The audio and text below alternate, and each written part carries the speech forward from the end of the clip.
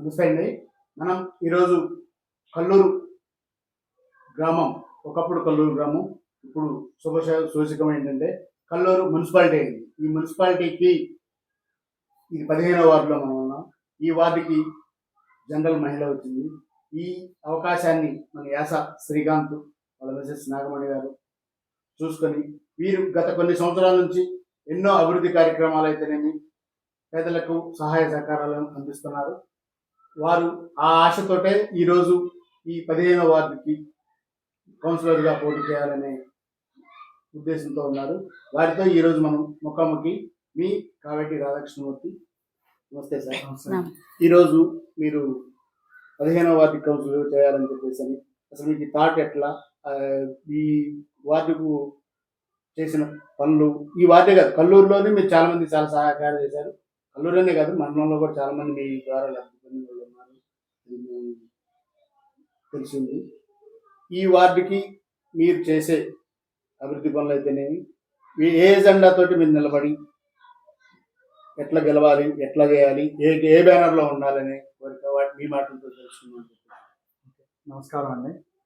మేము ఏ పని చేసినా మా వెనక ఉన్నది పొంగులేటి శ్రీనివాసరెడ్డి గారు మరియు ఈ సత్తుపల్లి కాన్స్టిట్యున్సీ ఎమ్మెల్యే మట్ట రాగమయ్య గారు మరియు దయానంద్ గారు ఎప్పుడు మాకు వెన్నుదండుగా ఉన్నారు.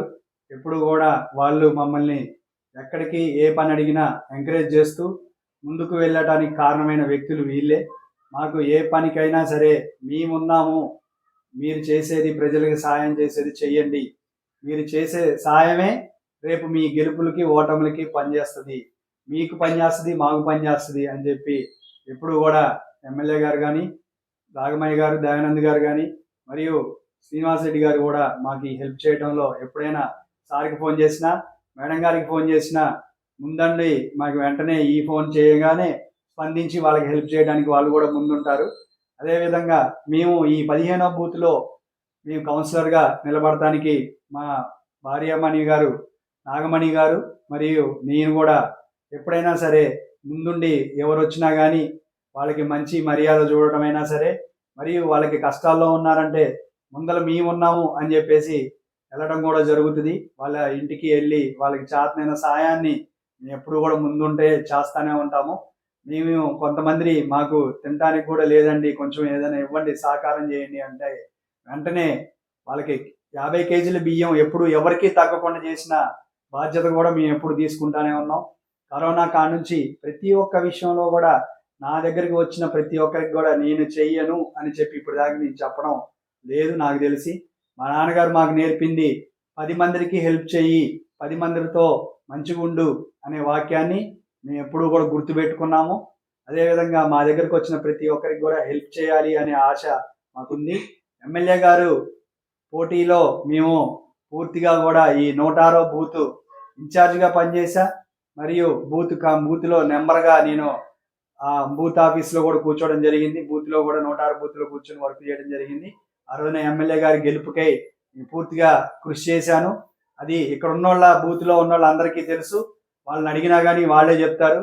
ఆ రోజున ఎమ్మెల్యే గారి కోసం ఎవరు తిరిగారు, ఎవరు పనిచేశారు అనేది నాకు పూర్తి స్థాయిలో అవగాహన ఉండి నేను మాట్లాడటం జరుగుతుంది. అదేవిధంగా పూర్తి స్థాయిలో కూడా ఇక్కడ పనులు అడిగితే కూడా మన రాగమయ్య గారు, దయానంద్ గారు కూడా ఇక్కడ 4 బోర్లు పాడైపోయినాయి అంటే వెంటనే స్పందించి ఖమ్మం ఆఫీస్కి ఫోన్ చేసి జడ్పీ ఆఫీస్ కానీ లేకపోతే మన డిపిఓ ఆఫీస్కి కానీ ఫోన్ చేసి అమ్మంటే దానికి సంబంధించిన మొత్తం కూడా సామాన్లు లేవు అని అంటే మాకు ఈ బోర్లు పనిచేయట్లేదని, పాత తుప్పు పట్టిపోయినాయి, పాడైపోయినాయి అనగానే వెంటనే స్పందించి మాకు ఆ పనులు చేయడం జరిగింది. మరియు పేదలకి ఏదైనా హాస్పిటల్లో కార్యక్రమాలు ఉన్నా ముందుండి మేడం గారికి ఫోన్ చేసినా, శ్రీనివాసరెడ్డి గారికి ఫోన్ చేసినా, మన మంత్రి గారికి చేసినా, ఎవరికి చేసినా స్పందించి వాళ్ళు మేము 50,000 60,000 కట్టలేమన్నప్పుడు మేడం గారు ఫోన్ చేసి కొన్ని హాస్పిటల్కి చెప్పడం జరిగింది. అదేవిధంగా కీమ్స్ హాస్పిటల్లో ఏదైనా ప్రాబ్లం ఉండి వెంటనే వెళ్తే అక్కడ లక్షల బిల్లు అయినప్పుడు కూడా సార్ మినిస్టర్ గారు ఒక ఫోన్ చేయించి మాట్లాడించి 40,000-50,000 కూడా తగ్గించిన రోజులు ఉన్నాయి.